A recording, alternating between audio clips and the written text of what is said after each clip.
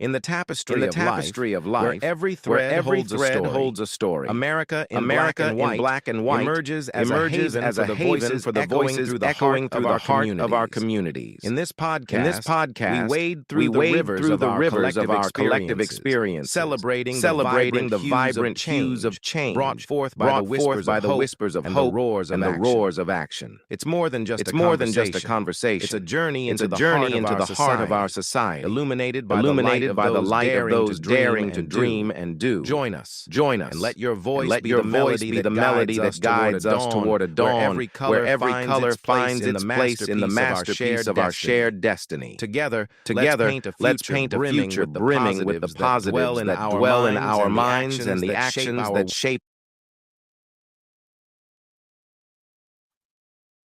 Good evening, ladies and gentlemen, and welcome to another episode of America in Black and White. Tonight, we have a very special guest. We've got Dr. Rashawn Crawley, who is running for Louisville, Kentucky's Metro Council, District 22. Tonight, I would like to tell you guys something about Mr. Crawley before we bring him in. Dr. Rashawn Crawley is a dedicated and passionate individual committed to making a positive impact on our community. With a proven track record of community involvement, mentor development, and a deep understanding of the issues facing our city, he is the ideal candidate to represent our community on the Metro Council for the 22nd District. Mr. Crawley was born and raised in Louisville, Kentucky. Dr. Crawley has a strong connection to our community and a firsthand understanding of its unique challenges and opportunities. He holds a Bachelor's of Science degree from the University of Louisville, a Master of Business Administration degree from Florida Institute of Technology, and Doctorate of Business Administration from Trident University International, equipping him with the knowledge and skills needed to address the complex issues facing our city. Professional experience with over 10 years of experience in accounting, within account management and business development, Dr. Crawley has a proven track record of managing annual budgets in excess of $50 million, managing relationships for a number of Fortune 100 clients, and partnering with different vertical leaders to provide solutions to challenging tasks. He currently leads the account management team at Humana Central Well Pharmacy, where he demonstrates effective leadership, strategic thinking, and a commitment to community betterment. Dr. Crawley is deeply committed to community service and has been actively involved in various local initiatives. He currently volunteers with Louisville Kappa League and Junior Kappa League, serving as an advisor to JCPS students, providing mentorship to young men from grades 5 to 12, demonstrating a hands-on approach to creating positive change.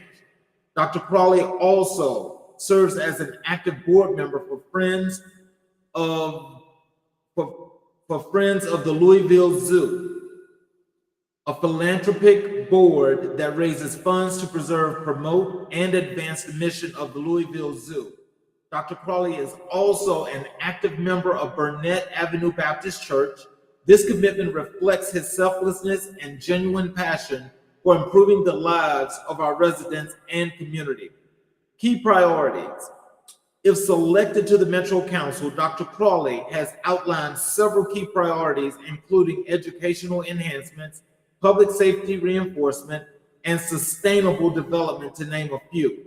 He believes in representing the voice of the community, eradicating fiscal irresponsibility, and ensuring government transparency, and is dedicated to working collaboratively with other council members to implement effective policies for the benefit of our community. Dr. Crawley envisions a future where our community thrives with a focus on infrastructure, revitalization, promotion of health and wellness, and a stronger district. He is committed to fostering an inclusive and sustainable city that prioritizes the district. He is committed to fostering an inclusive and sustainable city that prioritizes the well-being of all residents. With a combination of experience, dedication, and a genuine love for our community, Dr. Crawley is the right choice for Metro Council.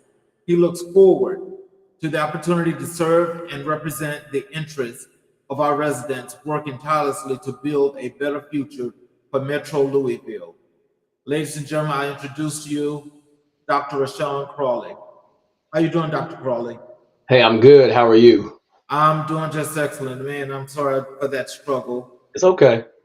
So tell us how has things been going with you, and how are things looking as to you about to accept your win here as in District 22?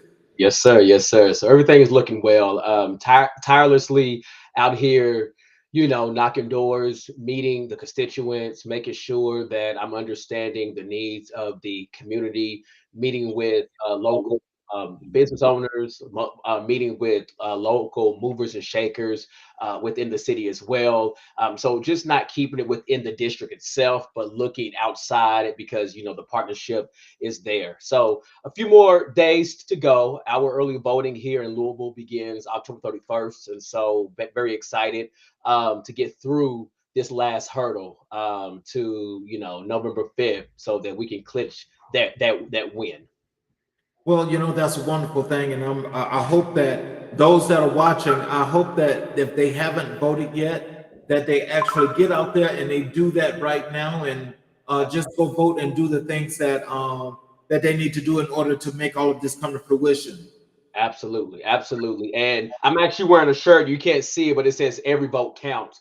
And that's one thing that I've been doing as well, working within the NPHC. I'm also president of the Louisville Alumni NPHC chapter. And so we've been working tirelessly as well in getting the vote out, making sure that we are meeting, with not just my district, but everyone in Louisville to make sure that they're registered, making sure that they understand what's on the ballot this year, who's on the ballot, the amendments that's on the ballot, and just making sure that they understand, why their vote is important, especially in this election, if not any other. I know that we say that kind of every election, that this is the election to look forward to, but when we look at what's going on with this election specifically, it is critical that everyone gets out and exercise their right to vote.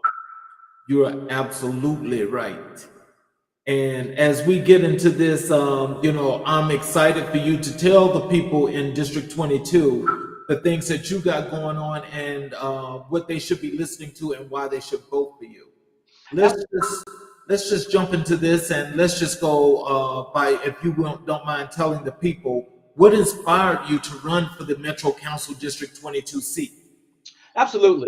So I would say this: what started is my current councilman is actually retiring, so it's an open seat. And then, I was actually asked by a member of, so should I say, a resident of the district. That was like, you know what, you should put your head in there. And so I did some research. I took a step back. I prayed about it, talked with family, and then came to the conclusion that the representation that's needed for the next council person, we need to represent everyone that's in this district, right? It's not just for one side. It's not just for Democrats, for Republicans. It's for everyone that lives in this district. And this district over the past couple of years has grown. I mean, it has blown up in crazy with development, with an influx of residents moving in. The diversity continues to change and just gets even that much more of a melting pot. And just crucial to make sure that we're looking at how we want to push this district forward. When we're looking at some of the key areas that I'm looking to enhance, which is responsible development within this district, right? We need to make sure that we're partnering with the right players, the right movers and shakers, to ensure that we have the right development that goes on in District 22. Partnering with Louisville Metro Police Department, just to make sure that, one, we're holding them accountable, but we're also holding ourselves accountable as residents. And what I mean by that is that we're not doing anything that incites crime, right? But we're actually taking our going back, right, to look at our neighborhoods and look who's coming in and look who's there, and then challenging that, not in a negative sense, but challenging it in a sense that we take pride in our neighborhood and making sure that we are upholding the ballot of our neighborhood. And then the third thing is really the fiscal responsibility of Louisville Metro government as a whole. With my doctorate in business administration, looking at the budget, looking at how we're spending the taxpayers' money, making sure that it actually goes back into the community and what that looks like. And then also the last thing is just being the voice of the district. What I've seen over the past few years as elected officials get in is I think some of them get in initially with the unction of I want to support and I want to be the voice, but then they begin to deter from that or move away from that. And the voice is no longer the voice of the people, but the voice of self. And I want to make sure that one, my district holds me accountable. And then I want to make sure that I am that voice to the district for the rest of Metro government. I want to tell you, I love that, Dr. Crawley, because not many public officials like to hold themselves accountable. That accountability means everything for each and every individual for that district. Absolutely. Absolutely. Can you share a bit about your background and how it has shaped your approach to public service? Absolutely. I would say this: being a minority, right? I mean, you can see that, but I actually challenged myself to get my doctorate. I didn't need it in the workforce specifically for the roles that I have had. The current role that I'm in, I don't need it, but I needed it so that one, I can become an expert in my field. And the reason I say that is because you have some elected officials that get in office that do not want to take the initiative to learn what it means to run the office. They rely on other people that's been in there to give them kind of, the lay of the land, and they just keep going that way without really looking at how to really progress, and so one thing for me is my mom has always told me that you're a lifetime learner. And I'm like, no, I'm not. Well, here I am, right, getting my doctorate and even back in school again, but we'll leave that for a different conversation. But with that, it has shaped me because it's one, taking ownership of myself, but also working in a diverse work group, a diverse student group, and understanding that there are different mentalities, different thought processes that can come together for the betterment of the organization itself. And the one thing that I want to be clear is, yes, I am running as a Democratic candidate. However, I am exposed enough and open-minded enough to be able to receive the conversation of the other side and be able to have constructive dialogue back and forth so that we can come to a decision that makes sense for the whole and not just one side. And so with that, I just want to just put that out there, is that what I've done to prepare myself and get myself ready is what I've been doing my entire life. That's interacting. I don't meet a stranger, listening, being able to hear someone and interpret what they're saying, then be able to state that back for my own understanding, and then coming together and finding a way forward so that if we disagree, we can agree to disagree, but where do we need to meet in the middle so that we can move everything forward and progress as we need to. Oh, wow. Oh, I love that. What experiences do you believe make you a strong candidate for this position? One is the philanthropy. I mean, I am engaged in so many different organizations within the community that gives me a greater vision of where Louisville can go. As you mentioned, and you shared, I give back to our public school students. I work, tirelessly with my fraternity for Kappa Alpha Psi Fraternity Incorporated with Kappa League. And what I do is make sure that I'm instilling the experience, the knowledge that I have into these young men to help push them forward.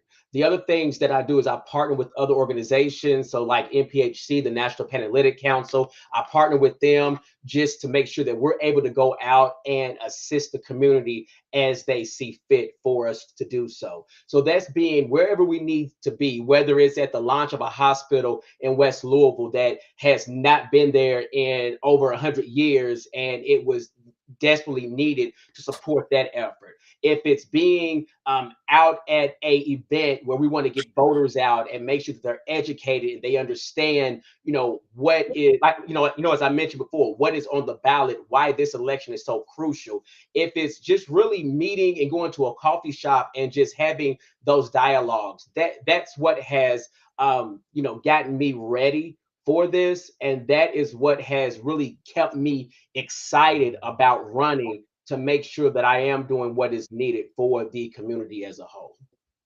And let me just ask you a follow-up question on that, Dr. Crawley. With that program that you guys do with the young men, yeah. Is there a mentorship program? Is it mentoring included in that? Yeah, so that's exactly what that is. It falls under the umbrella of our Guide Right program, and that's training for leadership, that's mentorship. It's a whole host of supplemental teaching, supplemental programs that we do for our young people. And just to clarify, excuse me, we actually support grades 5 through 12. And so when we're dealing with these young men, they're not necessarily from a difficult background, but when they come in, we teach them and train them and develop them in different aspects of life, in competitiveness, in self-care, self-love, in financial stability, what that looks like, and then a wealth of other topics that we go over throughout the course of the school year. And so we do that, and we have grown year over year over year. And I mean, it's just amazing to see how these young men are able to come back in. And then we have, I want to say, a 99% graduation rate from the schools into universities. So that's just a testament to what we're doing to give back and to strengthen our young men as we go forward. Oh God, that's definitely needed. We need to applaud you guys for that. Can you tell us, how do you envision your role as a council member impacting your community? Absolutely. So I envision my role is going to be unique. And the reason why I say that is because once we secure the win come January, I will be the only representation of a Black male that's on the council. So on a 26-seat council, I will be the only one that is a Black male. That's because of how the elections have went, primaries and so on. And so I see myself being the voice and the representation of the Black male in Louisville. I see myself being the voice of someone that has lived in different areas of Louisville and understanding the different dynamics of the city, from West Louisville to East Louisville to South Louisville, where I currently reside now. And then I also see myself challenging the status quo on the council. And as I mentioned, yes, Democrat here, but I have to work with my Republican counterparts, right? I mean, for us to get ordinances, laws passed and across, we have to have that type of relationship, dialogue. So I see myself being that bridge, one of the ones that might say, okay, let's go across the aisle, let's have these conversations, let's really dig a little bit deeper into what's going on and try to find where we can meet and move forward. And so I like to, kind of see myself right now going in as that bridge, and also going in as a representation of the community within Louisville. Okay, let's talk a little bit about policies and issues. Sure. Can you tell us what are the key issues facing District 22, and how do you plan to address them? Absolutely. So the issues of District 22, of course, are not the same as the other districts across Louisville Metro. I just want to make sure that that is, clear, right? So the districts the issues that affect my district specifically is responsible development. We have a lot of development that's going on in this district. As I mentioned, this district is growing and expanding like no other. It has boomed over the past 3 years that I've been here. I can't even count how many businesses, developments, apartment complexes, housing developments have went up. It's so many to count. And so making sure that while we are doing those developments, and why that is great, that we're being responsible with that. We're bringing into the area businesses that we need in the area. We're bringing in like financial institutions. We're bringing in the healthcare. We're bringing in, some more eateries. We're bringing in shopping. We're bringing in the entertainment, but also we're bringing in affordable housing as well. and I'll stop there because a lot of people have a negative, seem like there's a negative connotation for affordable housing, and it's not that, right? Affordable housing is needed for everyone to live. Everyone has a right to live in a safe, a healthy housing environment. So we want to make sure that we are producing that in District 22 as well. The one thing that we do need to work on, though, is our roads. The roads in this district are state owned and state mandated roads. And so that means I would have to work with the state legislature to make sure that we're getting the funding, we're getting the support for us to figure out how do we change the road so that we can accept more people, because the traffic is atrocious out here, right? I mean, at certain times, if you miss your leave time by 5 minutes, you're stuck in traffic for 30 minutes, right? So it's just making sure that we're being smart about that.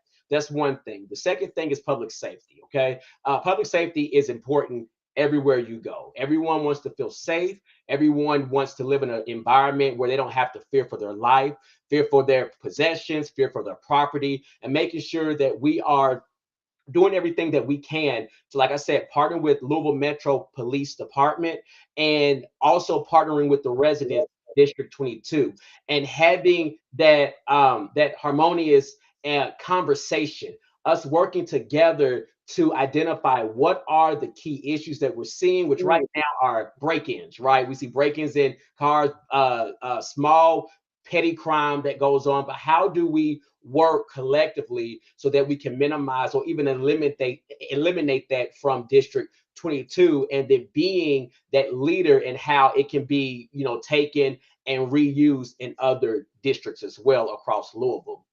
And then the last thing, as I mentioned, is just transparency. We need to make sure that we are being fully transparent with the residents. And that goes from their tax dollars that are being spent, that goes from developments, that goes for different services that we are providing, and making sure that we educate them. One thing that we have lost over the course of these years, and it's not just in Louisville, I think it's everywhere, is the education piece of why we do what we do. It's the education piece of how are we to be safe. It's the education piece of the services that are offered and how they affect us directly or indirectly, and just having that. And once we can actually educate individuals on that, I think we will have a better outcome from that. And when I say that, I'm talking, for example, affordable housing. A lot of people, just from conversation, they have a negative connotation on what affordable housing looks like. But when you actually sit down and have that education and you educate them on what affordable housing really is, then it changes the dynamic of that discussion. It changes the dynamic of that conversation for us to move forward. And then it gets honest feedback on both sides. So those are the issues that are pressing for the district. There are some other issues out there, but those are the ones at the top of mind right now. Okay, that's a perfect segue, because my next question to you is, how do you plan to improve public safety in the neighborhoods? Absolutely. So part of it, education, right? I mean, I mentioned that. I can't harp on that enough. But also is when I want to have create an advisory board for District 22 that makes up the different neighborhoods that are in this district, so that one, we can educate them. We can bring in Louisville Metro Police Department to have conversation and give us real-time stats on what's going on in our district, but not just our district, our neighboring districts, so that we can think of ways to be proactive when it comes to crime, when it comes to public safety. It also is going to be, working with our fire department, our EMS team, so our public safety team, to make sure that one, we are getting the information that we need to educate ourselves, and so that we can have the correct thought process and how we want to move forward. Okay. And when I say that, is we have not had a lot of that dialogue over the course of a few years throughout Louisville, right? It seems like when something hits the fan, that's when we want to start having these dialogues. That's when we want to start having these conversations. But I'm of the mindset that we need to be proactive, because if you are ready, you don't have to get ready, right? That colloquially that's always saying. So I want to make sure that as we are moving forward, that we have that dynamic, and they're invited to all of the meetings that we have. I welcome the public to show up and to voice their concerns and their opinions, but I want them to get the facts as well. And that's the reason I want the advisory board, so we can actually speak in facts, not what the media is putting out there, because a lot of times it's not 100% fact. Sometimes they skew it. We've seen it, but want to make sure they have the facts, they have the data to support it, and then we can start coming out with realistic solutions for us to start attacking any problems that we have in our district. So I hope that answered your question. Yes, sir, most definitely. What are your thoughts on affordable housing, and how can the Metro Council support this initiative? So one thing my mayor, the Louisville mayor, has said, I want to say it was last year, I believe, is he made it public and made it known. Affordable housing needs to go and be spread out in all 26 districts. He has this thing saying, not in my district, right? So don't put it in my district, but put it in this district. Well, affordable housing needs to be shared across the board, because once again, it goes back to everyone able to decide where they want to live, and and they desire a safe place to live in. And so with that is, if we are able to build those infrastructures in all districts, then that gives everyone the opportunity to say, okay, you know what, I want to go here because maybe there's a school that's closer for my children, right? And they don't have to bus or use public transportation, or we can minimize the amount of time it takes them to get to school and back home and to other events. So one way that we can do that is all the council people understanding and taking up the initiative that not in my district, we get away from that. And we're okay with building that in our district. It goes back to education again. But we also need to hold the builders accountable to make sure that they are building with these affordable housing, that they're building safe structures, that they're building structures that actually make sense, and that they are taking care of those residents as well. And so there's a lot that we can do that will take up probably the rest of this time, but it comes down to education, dialogue, conversation, and really action. And what I mean by action is that if we say that we're going to do this, let's do this. Let's not say we're going to do something and then 2 years out, we're still deciding on what that something looks like. We need to be very, I keep saying proactive about what we're doing, but we also need to make sure that we're progressing through what we're talking about and what we're doing as well. So let me follow up on one question with you with this. With this initiative, can you tell us, do they rank your districts based on, for education based on some kind of data or whatever have you?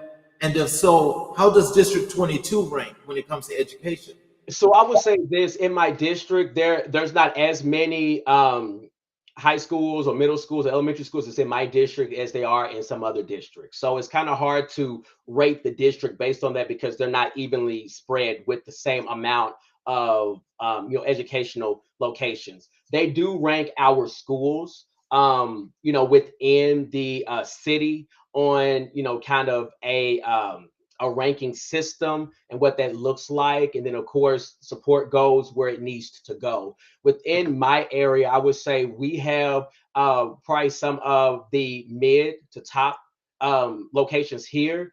There's still opportunities though, right? We're not the best by any means, but I think that where we can help with that, or where I can help specifically, is making sure that I'm getting into the schools and working with the principals and the public school administration to see how can we push this school forward. Like if this school is ranked, bottom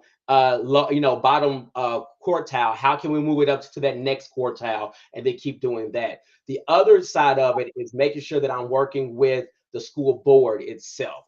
There should not be a reason that Metro Council and school board should not be meeting together and working together to ensure that we get the best education possible.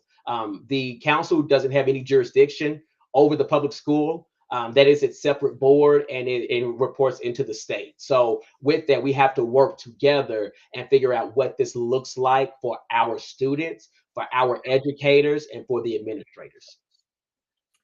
So what strategies do you propose to enhance economic developments in District 22? So strategies is, that's a great question. I would say one strategy is going to be outside of education, because I say that all the time, but outside of that is really understanding and looking at the development that's trying to come in, looking at their track record, right? Understanding what they've done in other areas, in other locations, in other cities, in other states, and then seeing how does that really fare with the area of District 22. Does it make sense to have that type of development here? The other thing is making sure that we keep District 22 dollars in District 22, right? We want to make sure that as we are out here saying, hey, let's go to the mall. Well, we have different shops out here that you can find at the mall. So I get the mall as a one-stop shop, but maybe do we want to invest in maybe bringing a mall out into this area? That's something that I would take to the advisory board and see, right? But it's making sure that we are smart about what we bring into our area. For instance, we are now building a we are now building an emergency hospital that's in our area, right? The closest emergency hospital is probably about 15 miles away, right? So still fairly, driving distance, but what about the ones that don't have transportation, right? So now we have something that's being built in the area itself. And with that, it makes it a lot more easier to access. So that's the type of responsible development that I'm talking about. And for economic development as well, is making sure that we just have the right developers coming into the area and that we're doing what's best for the district itself. Okay. How do you plan to address the needs of the diverse communities within District 22? That's a good question because as I mentioned, over the years, the district has become much more diverse than it has ever been. I tell people the story that even in my neighborhood itself, I have 4 different religions. That's just, I'm sorry, on my street, right? On my street of 12 houses, I have 4 different religions.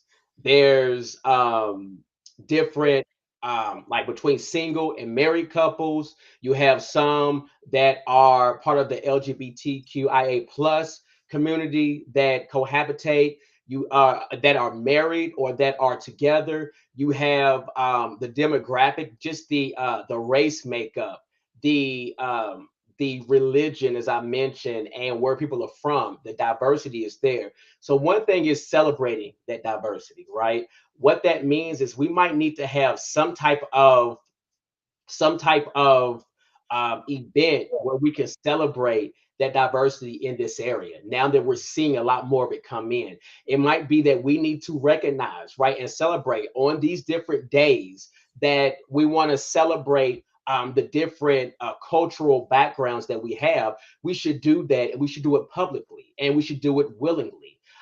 Being able to educate ourselves, right? So maybe for a week or something, we can have something where different cultural backgrounds come in and they can give us information on the history, the heritage, what makes them who they are and how they can contribute to society. There's a lot of different ways that we can make that happen and celebrate diversity and get and have more engagement with diversity. And so that, like I said, those are just some things that I'm spitballing right now, but I'm pretty sure once we're in, definitely work with the advisory board to see how can we become more diverse and celebrate the individuality of everyone that we have that make up District 22. So can you elaborate on your stance on environmental sustainability initiatives in the area? I think we should have them. I believe, based on what scientists have said, that we are polluting our planet, that we need to find alternative energies that we use, and I'm in agreement with that. One thing that I've done is I have solar panels on my house now. Right. So it's being able to do renewable energy that way. It wasn't a mandate It wasn't something that is, the part of the homeowners association. Is something that I took pride in and said, you know what can I do to reduce my carbon footprint? And that's what I did. So, that's one way of doing it. I believe in the electric vehicles, right? I believe in, windmills, so wind energy. I believe in hydroelectric energy, ways that we can create renewable energy that makes sense and that minimizes the carbon footprint that we have on our planet. Let's move over to community engagement. Absolutely. How do you plan to engage with residents and keep them informed about council activities? Absolutely. So my team, the idea would be, one, we're going to send out newsletters. So whether it's monthly, weekly, and we'll decide kind of that frequency depending on what's going on at the council. But sending out electronic newsletters, even possibly paper newsletters. Like I said, I want to reduce carbon footprint, but I also want to make sure that everyone is still aware. So that might mean just emails, electronic communication. But outside of that is having the advisory board, right? They will have insight on what's going on and they can help advise me on how to move forward and what I should look for. But then the third thing is I want to have a more frequent community district meeting. And that's where I invite all the residents of the district to a location and we go through what's going on at the council level, what's going on at the city level, what's going on at the state level, and even what's going on right here in our district. And so we can educate them and they can understand, okay, what's going on, and they feel a part of that. Allow for some questioning and answering, but also my office is always going to be open to the residents. They will always be able to get a hold of me. If I'm not available, my team will be able to help them, and then I'll get back to them as we see fit or as we need to make sure we close loop. I want to make sure that there is open dialogue. I want to make sure that we're not leaving items not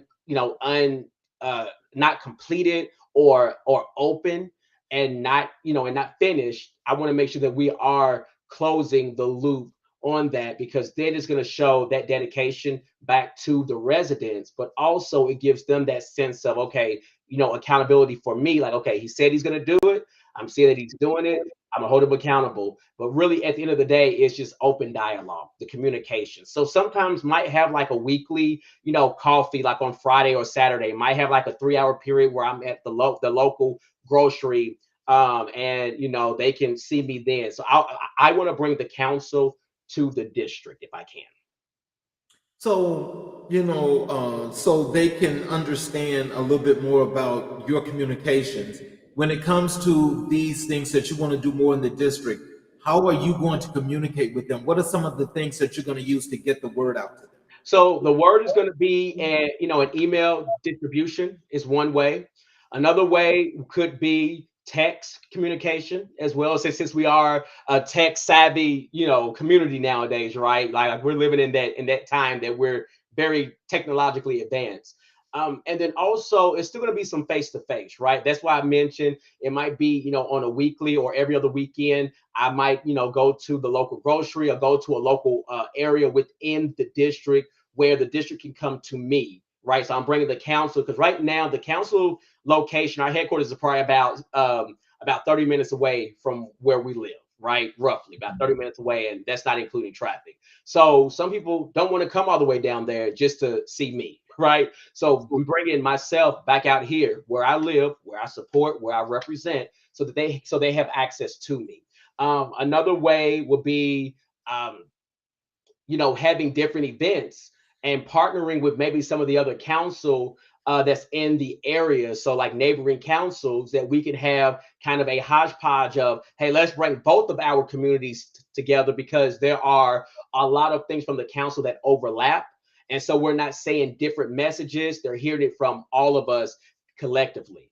And just having, kind of, and then also my cell phone, right? They will have access to my number where they can call and text me directly, also. So those are some of the ways. And then as we get our feet wet and evolve, then, we'll look at which ways reach the most people, and then we'll probably capitalize on those ways just to make sure we're getting the word out. So, what role do you see community organizations playing in the governance of District 22? Their input.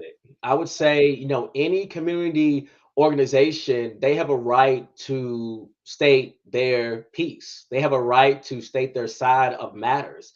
And so want to make sure that they will be there as well. So for example, one thing that I know that my current councilman did when I went to one of the council of the district meetings is that he invited a lot of the community organizations out to set up there so that people had access once again, bringing them to the district so they could go and talk with them after the meeting. And so I want to replicate that. I think that was phenomenal to have, our public school system there, to have our public works there, to have, the financial institutions that's out in this area here, to have all those institutions there to be a one-stop shop for the residents after we had our meeting so they could engage, communicate, and have questions answered, file complaints, whatever needs to happen, they can do it right there in one area versus, me having to go and make a phone call here and send a letter here and then email here and then chat here. It just made it a little bit more accessible and easier for them. So I want to make sure that we do that and we continue that, but also spotlighting those organizations as well. So even in the newsletter, we spotlight them. Even, one thing I would love to do is do one of these kind of discussions. So record myself talking to maybe the president of our gas and electric to have certain questions that have come to me to ask to that team, or asking questions to our public school system, or having the board member that's in our area, which is District 7, having a dialogue with them and then putting that out to the community in District 22 so they can see that as well. So we want to get creative. We want to stay ahead of the tech bug, but we want to make sure that we're doing things that one is more, like I said, that's impactful and that's reaching the masses. Oh, wow.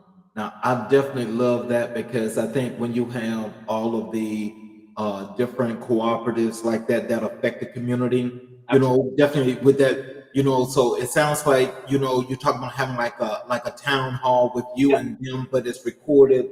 Absolutely. People can see it. That is a great part of transparency. Absolutely. And I'm sure your district would love that. Absolutely.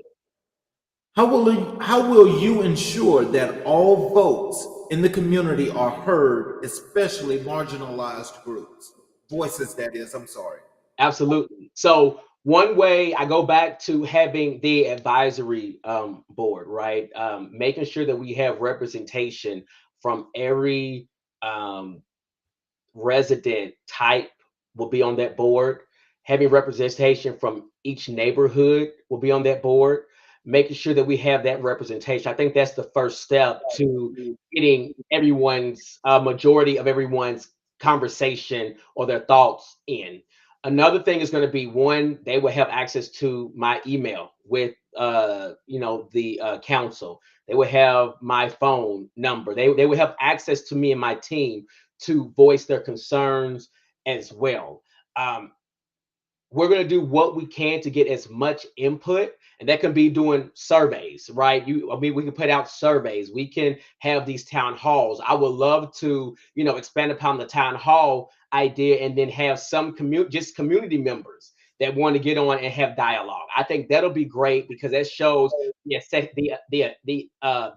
accessibility to me as well. I want to do something that is that revolutionizes how we think about council. And I don't know exactly what that is just yet, but I know that in my vision, I want to do something that just flips it on top of his head, and not a bad thing, but one that gives more access to the community so that they can be heard, right? So that we can have that dialogue, those discussions, as good or as challenging as they might be. I want it all. And I know I'm setting myself up by saying that, but that's the reality of it, is I want it all, because I cannot help make the district better or fight on behalf of the district if I don't know the good, bad, and the ugly. That makes a lot of sense. What initiatives do you propose to strengthen community ties and promote civic engagement? So part of that is going to be at these town halls, making sure that we have our first responders, making sure that we have other organizations present so that it can build bridge that gap and that tie, making sure that we celebrate the diversity in the community as well. That's going to help bridge that. I think we have more people coming in and saying, okay, you know what? Let me come in with an open mind to understand and see for myself. I think that's going to be able to help bridge that. And I think ultimately at the end, it's just going to be, I don't want to say forcing communication, but it's going to be heavily persuading that we have the communication and the dialogue and just opening up to say, here I am, here we are. What do you want to see out here? What are the top priorities for this area? I know what they are, but based on what I know, it could be different for 40% because they just haven't had their voices heard and they haven't said anything, right? So it's making sure that we have a safe space, which is what it comes down to, for open dialogue, open communication, and for us to really align to see how, like I said, we want to move ourselves forward and being that progressive mindset for not just the district but Louisville Metro as a whole. Let's transition over to collaboration and partnerships. Yes. How do you plan to work with other council members to achieve your goals for the district? That's a great question. I would say a lot of it is going to be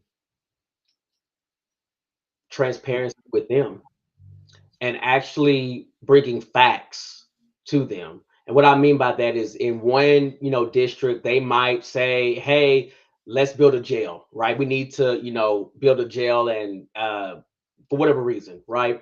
Um, but also is having that heart and dialogue to say, well, if we build that jail, what's the reason behind it? But I'm going to tell you how the public is going to see it, right? I'm gonna tell you that, and how do we attack that, whether it's the perception, whether it's the reality, how do we attack that so that we're not making a decision that negatively impacts marginalized communities, right? So that's one thing, is being the voice there. I can't stress enough that it's not one of these where in the back door, the back office, you shake hands and then you go forward and you don't say anything. No, we need to have these discussions and we need to have these tough conversations up front. If you're talking about I keep saying let's build a jail. Okay, well, here's what you're going to get as far as pushback from the community about building a jail. XYZ. Here's what you're going to get, that the perception of doing that, what that looks like. But the reality could be something totally different. So it's really having the conversation, the dialogue, to make sure that we are aligned on what we're trying to accomplish and then moving forward. I will say this, in my experience of seeing the Metro Council in action on both sides, it's not as um divisive as some councils might be. What I've seen is that both sides work together very well to progress. Now, mind you, there's some specific things that one side is going to be adamant on. They're going to say no, and the other side is going to say yes. You have that.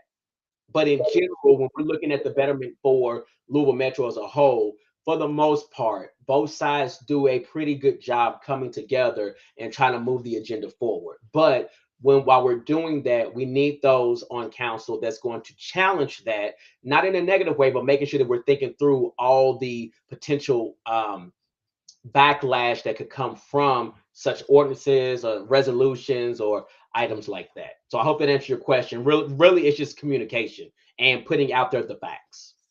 Yeah, because now let me ask you a hypothetical question here, because you brought up something that was a really good point there. Let me just ask you, what if one of your fellow council members asked you to build a jail?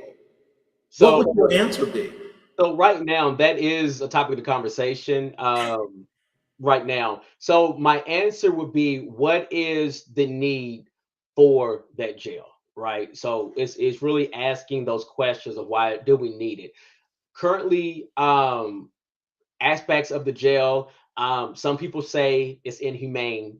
Some areas of the jail. Some people say that the security, because of how old the building is, that the safety security is not there. So if we're building it for those rationales, hypothetically, then I'm more in line to say, okay, let's look at that. Let's look and see what that, how that's going to play out. But then, of course, as you know, that from the other side of it is, if you build it, you have to fill it. And so want to make sure that while we're doing that, we are having, whether it's social opportunities that we can do that can keep people from going to jail. Prime example, and actually we had this discussion at an event that I was at this past Saturday.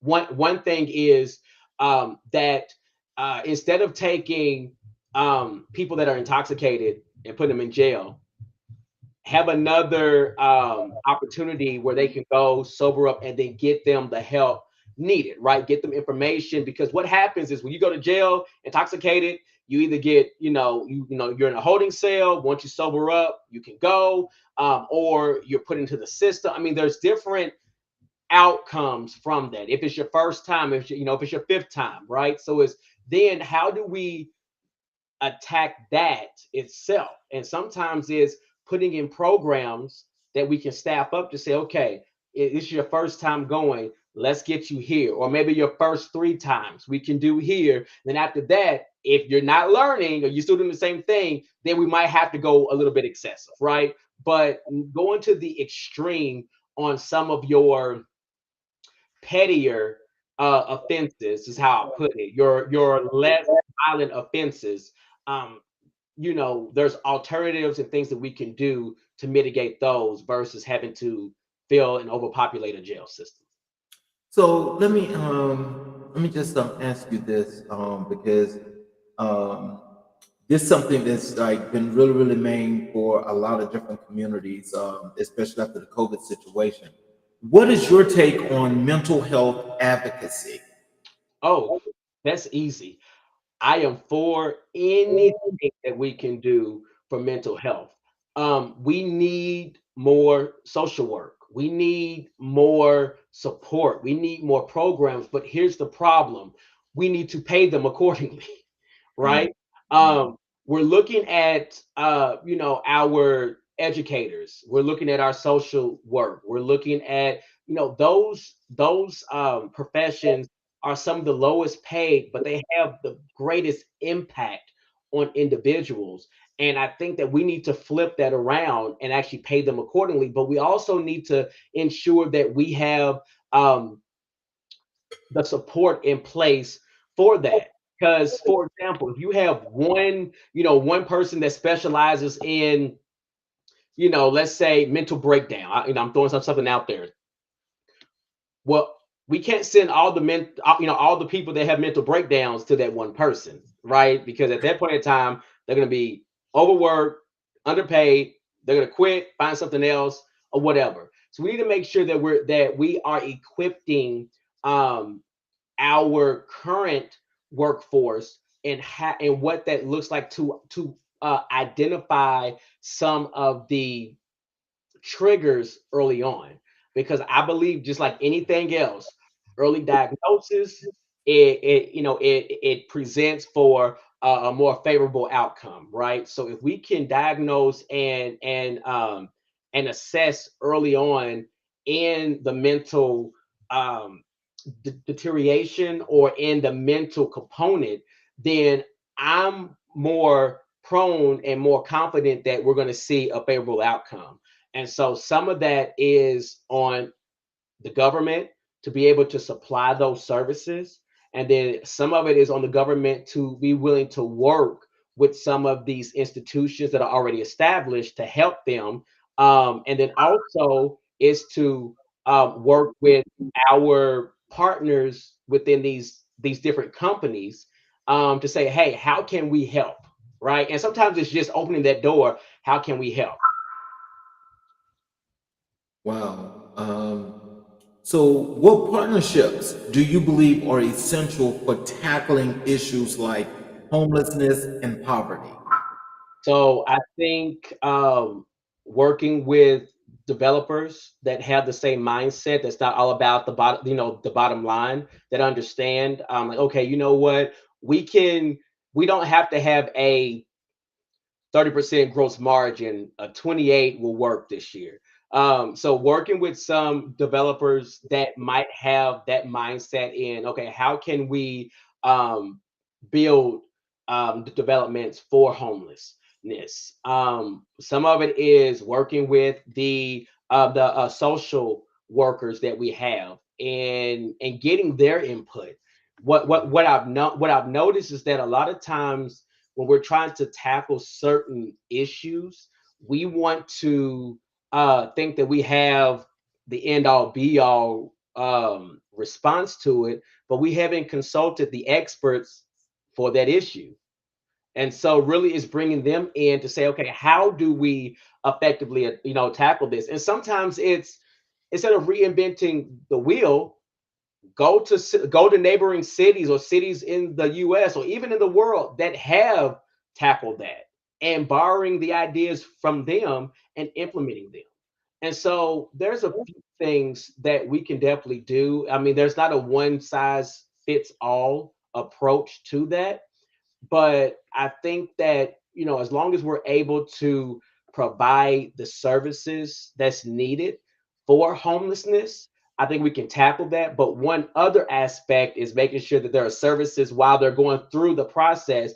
How do we continue to push them through so they can become independent again? Because sometimes homelessness is a mindset.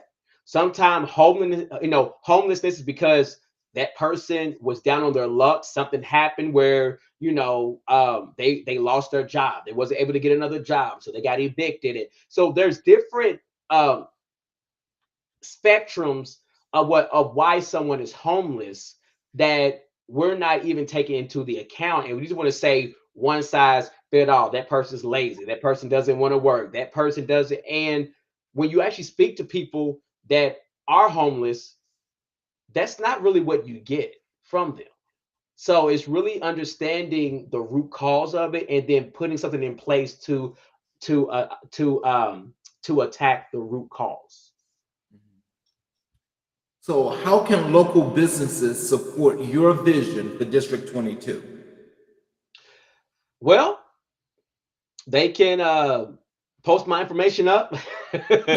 But really, I think at the end of the day, it's really the dialogue that we need to have. I'm not sure how much local businesses or organizations really contact or have conversations with Metro Council, unless it's something coming in to that could potentially put them out of business, or a zoning, or something that would affect them directly. Once again, I go back to that proactive mindset. What can we do now to start having these conversations to say, okay, how can we help your business? What do you need? What's lacking in your business? What is it that you would like to see happen in this area to either draw more business to you, or for you to even, let's say you want to open up another location? What can we do to help that? Because as we increase the business side of it, especially local businesses, we're going to increase the economy, and it's just going to cycle through. So by us doing that, we want to make sure that we are having those responsible conversations, and that we're having those careful conversations, and we understand what questions to ask when we're talking to different organizations and different businesses. But really, to answer your question in a nutshell, for them to support my campaign is really conversation, dialogue. Let me know what you need. Let's go over to challenges and solutions. Okay. What do you foresee as the biggest challenges in your campaign, and how do you plan to overcome them? Sure. The big challenge in my campaign now, if I'm being very honest with you, is that my opponent is a 30-year plus state representative that's in my area. So with that, it's challenging because there's a name that's already out there, right? People know my opponent. However, what I want to say is the way that I am attacking that is I'm knocking door to door. It's boots on the ground, right? I'm knocking. I'm going to different events where people are coming to. I'm communicating to them why I'm running, what I want to do for council, what I want to do for District 22, and just getting that word out there. It's, of course, it's sending out the mailers. It's making phone calls. It's doing everything that I can do from a grassroots standpoint to make sure that people get my name out there and they understand why I'm running. Because once again, my district is diverse. In the past, I want to say decade, it has not been, right? So now we're having a lot more diversity come in to the district. You have someone that's coming from the state that wants to bring that same mentality to the council. And that mentality is not going to work on the council. As I mentioned, on the council, it's pretty much of a family mindset. You, like brothers and sisters, you're going to disagree on certain things, but at the end of the day, you typically have the common goal in mind of how you want to move forward. Where at the state level, you have the partisanship. You have the Republicans with the Republicans, the Democrats with the Democrats, and it's challenging to have that partisanship or that bipartisanship because the ideologies that are there in council. Sometimes we can remove those ideologies or suppress them enough to get business done. And then a lot of the major concerns aren't something at the council level either. So we want to make sure we're not bringing someone toxic into the council that's going to try to disrupt that flow for whatever alternative gains they want to have. What will, how will you handle potential conflicts or disagreements within the council? You know what? We're adults. We're adults. So at the end of the day, it's going to be a conversation, and if we can't resolve it that way, then guess what? We put it to a vote, and then the vote stands. But really, in my opinion, we're all adults. We should be able to have challenging or tough conversations respectfully and amicably. It shouldn't be any reason that we should be raising our voices. I know we get passionate about things, but there's ways that we handle that. So we should not be raising our voices. We should not be like disrespecting each other at all. It's really going to be conversation. We might have to step away a little bit, right, and then come back. But I think before that week is over, we need to kind of come together and say, okay, what happened? Why did it get here? Let's reassess. How do we move forward? Because at the end of the day, we're doing the work of the people, not the work of ourselves individually. Wow. So, can you tell us what measures will you take to ensure transparency and accountability in your office? Absolutely. So one thing is whatever, whenever there's a phone call, whenever there's communication sent from the residents, I want to make sure that we answer them in a timely manner. Okay. I want to make sure that they have a response. My goal is within 72 business hours, and I say that, but definitely we want to try to beat that. We want to also, as far as transparency, is going to be all the different meetings I'm going to have, the advisory council that I want to set up, having the district meeting on a frequent basis, having communication sent out via technology, whether it's email, text messages, having forums like this where we can have that dialogue and allow the residents to ask me questions, right, and then I can respond that way so that it shows that transparency. And then really when it comes down to the ordinances that we want to pass, making sure that they understand what the ordinances really are saying, right, completely, not just one-sided. Wow. Now, I'm sure that your constituents really are going to be listening to this part here because I want to move over to your vision for the future. Okay. What is your long-term vision for District 22, and where do you see it in the next 5 to 10 years? That's a good question. I've told a lot of people there's no reason that Louisville, as large as we are and as popular as we are, right, that we shouldn't be competing with Nashville or with Chicago or Cincinnati or Indianapolis. And I say that in a very spirit-filled way, right? I see Louisville being another hub for a place that people across the U.S., across the world, they want to visit, right? Come and relax, enjoy, soak up the culture, and see what that looks like. I would say, I'm very hopeful, even though, I'm very optimistic, but I wouldn't be surprised if we can get some additional pro teams here, right? I know we have, a pro soccer team. We have I think it's a semi-pro baseball team. But when we're looking at, other sports, I can see that being on the discussion board or table again. I think that'll be great to have that. And then really just seeing Louisville grow, because right now people think of Louisville, they think of the Kentucky Derby or the capital of bourbon, right? Which is true. All that is great, but there's a lot more that Louisville has to offer, and I would like to see that kind of go up on the big stage when people are looking at, where do we want to go for a weekend getaway? Come to Louisville.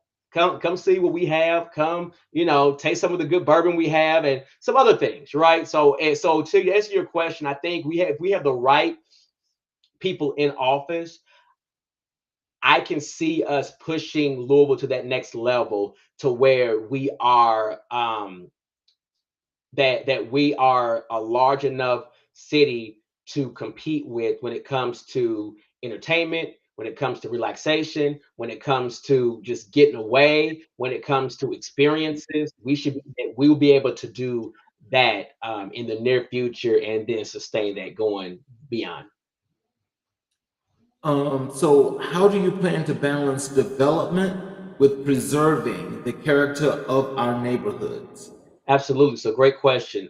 That's where zoning comes in. I want to make sure that we preserve historical monuments. I want to make sure that we preserve historical parks and historical locations. And so I don't want to sacrifice that for let's build. We're not going to do that. We don't want that. But what I want to do is make sure that we have, once again, the advisory board. We have the board there that's allowing us to have those discussions, and then we get insight from historians within the district. There's people that's been in this district longer than I've been alive, and so they can, therefore help me to say, hey, we don't want to do that because this is what it means, this is what happens, historical significance, and so on. And so just making sure we keep that in the forefront when we're making any type of developments, that we're looking at, okay, how do we still preserve the historical culture of District 22. Mm. So let's move over to personal reflections. Okay. What personal values guide your decision-making process as a public servant? You know what? At the end of the day is following God. I mean, I'm a Christian, and that's really, that value is letting God lead me. Of course, facts are going to be there, but at the end of the day, is being able to have a clear conscience to know that I'm doing what's right for the district and for the city, and that I'm not working out of self gratification or out of self for any reason, that I'm working on behalf and the betterment of Louisville. So really, God will be that one that can guide me. Okay. And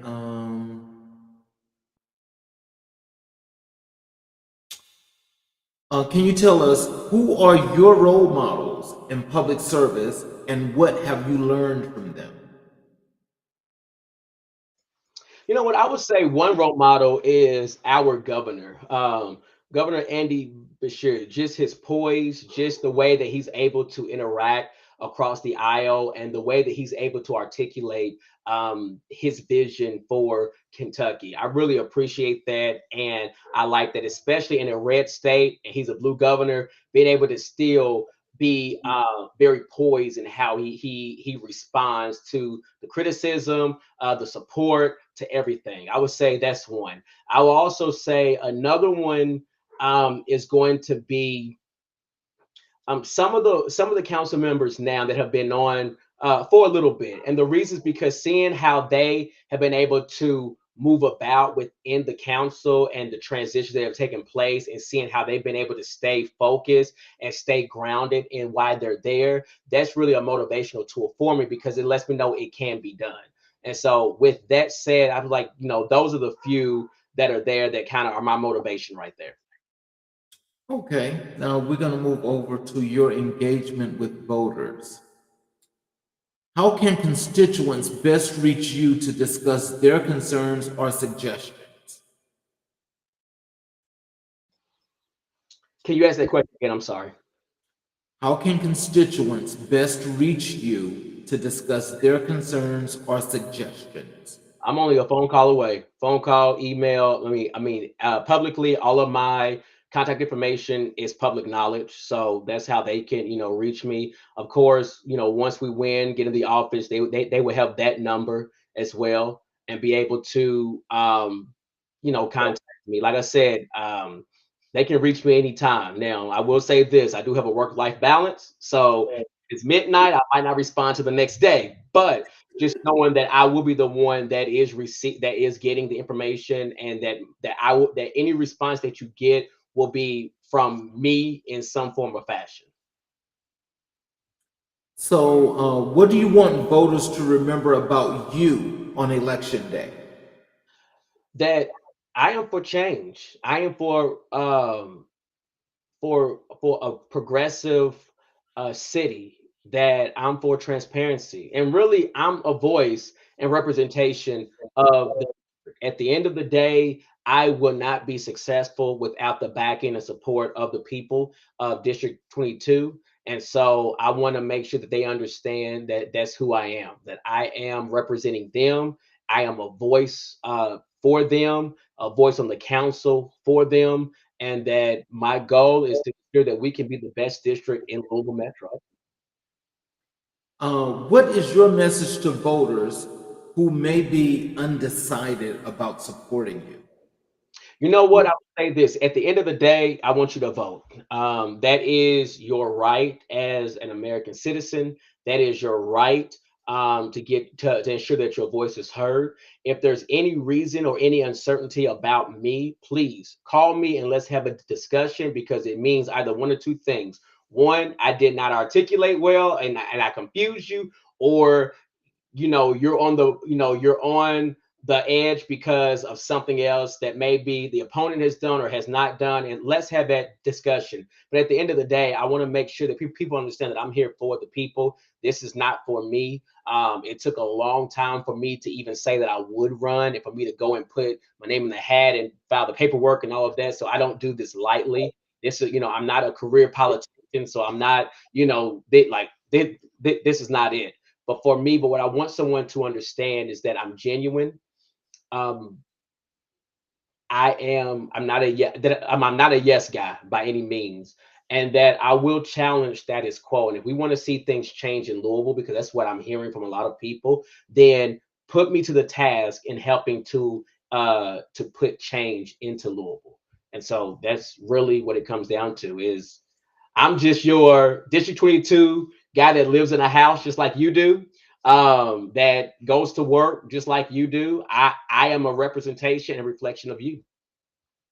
Before I go to final thoughts, I want to ask you, I want to do a word association segment here with you, where your constituents can also get the idea of, your purity, your transparency, and how you see things when you go tit for tat. Okay.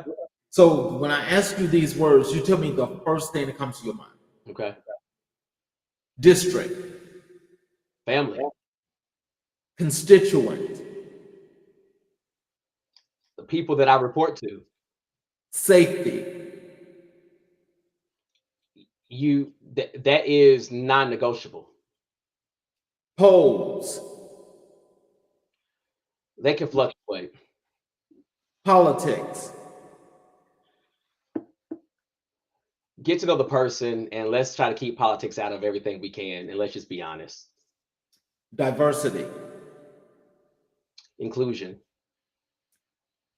Economics.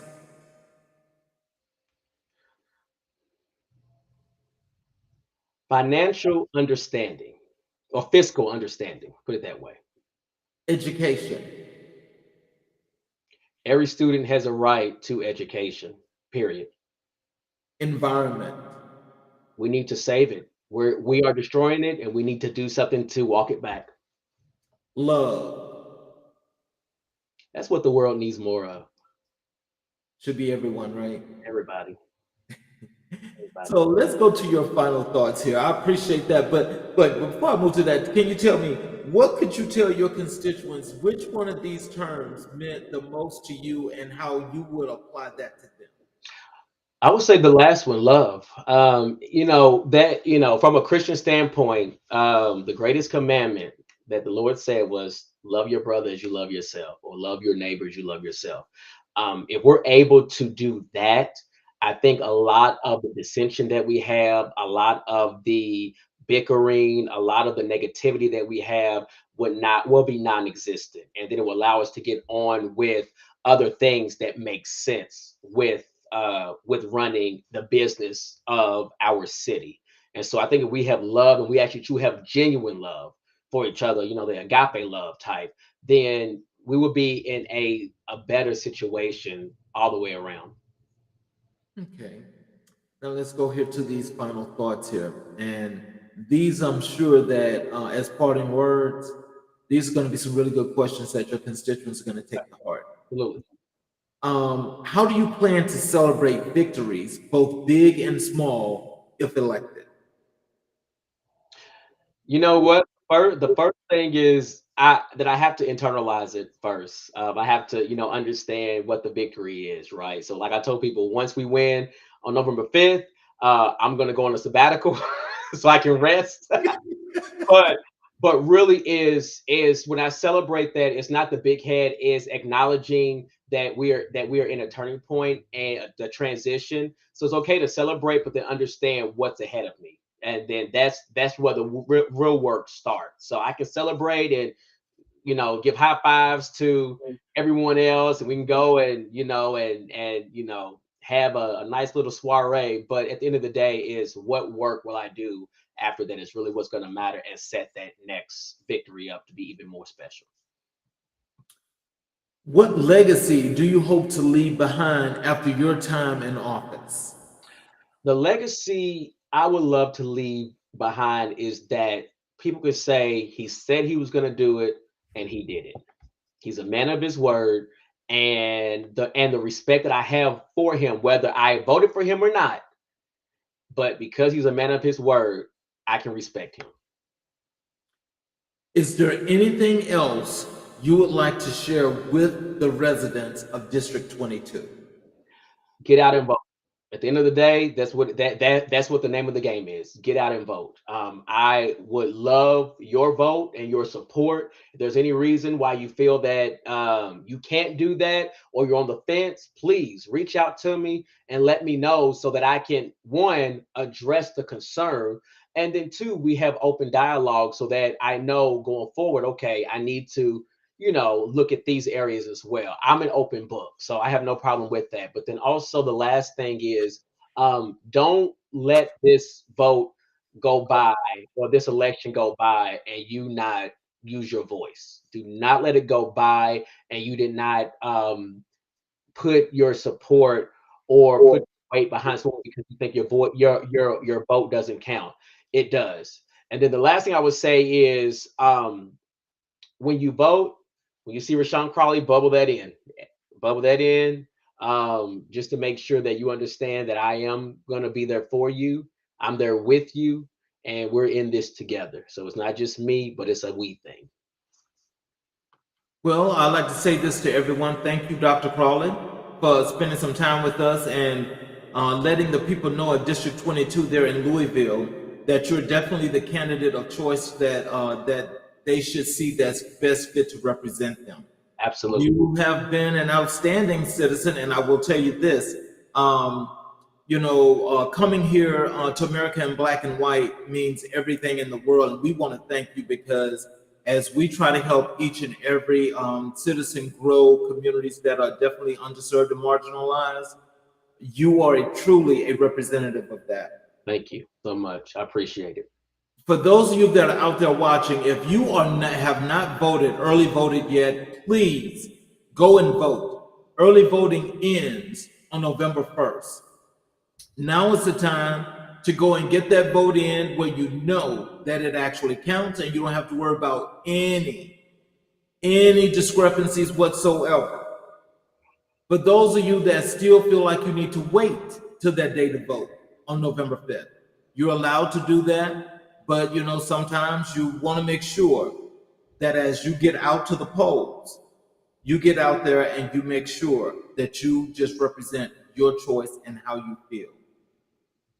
For those of you that are watching on the YouTube channel, please hit the subscriptions and notifications button so that you are able to watch each and every show that we have done and what we will do in the future.